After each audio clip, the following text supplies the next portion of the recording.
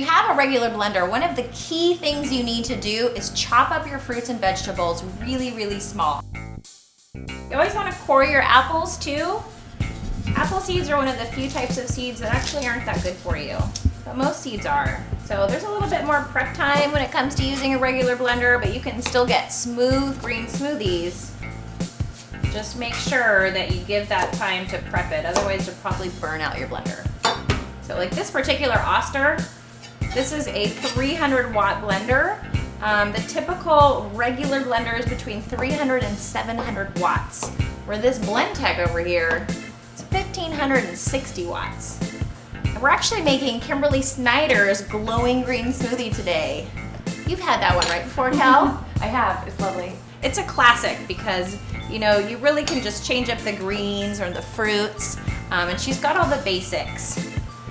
So I'm gonna just squeeze the juice of that in here, and then this is a lime.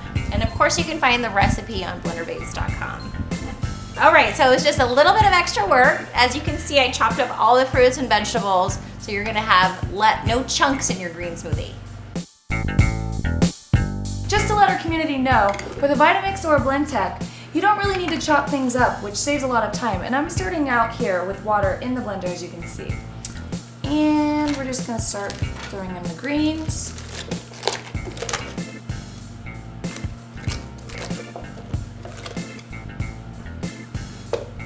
Fruits. And you always want to put the hard stuff on the top.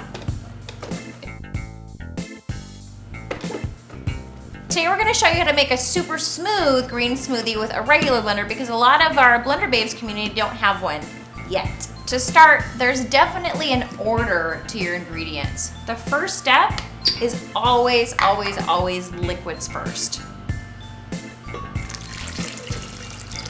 For a regular smoothie, I usually use about a cup. That's like a fruit smoothie. But for leafy greens, veggies, or lots of frozen fruit with a regular blender, I usually use about 2 cups. Blender Babes recommends filtered water or spring water, your favorite milk substitute, organic milk or juice. Coconut water, I know you love that. Love it.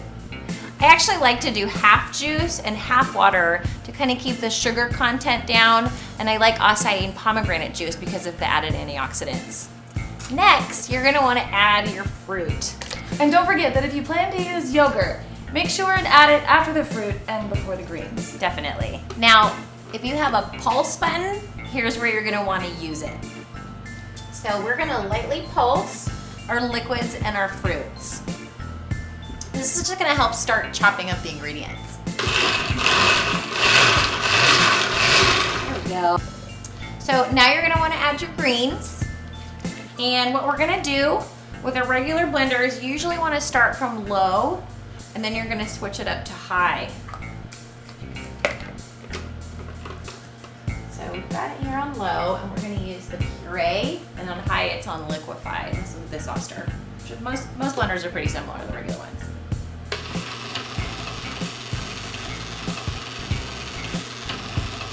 Okay, and now we're gonna switch it to high.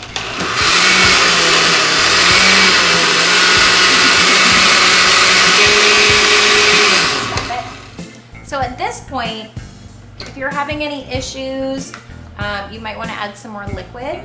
And now I'm also going to add some ice. So ice, your frozen fruit, and you're going to do the same thing. So we're going to go back to low and go from low to high.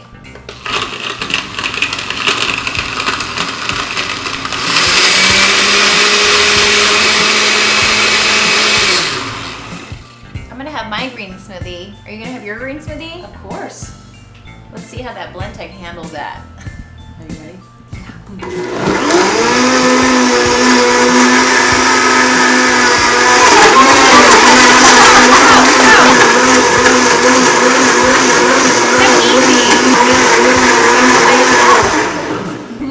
So as you can see, we made a pretty nice green smoothie there. It's definitely not as smooth as a high-power blender, but it's definitely drinkable. You guys at home can definitely do our green smoothie challenge. All the recipes are on the site. You're gonna get all the resources that you need for free. So sign up at livegreensmoothie-challenge.com. We have group challenges all throughout the year. We have a special private Facebook group where we all do it together. It's super fun.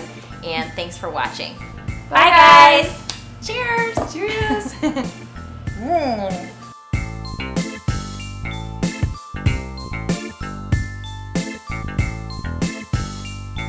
Subscribe to our Blender Babes channel for updates and free giveaways.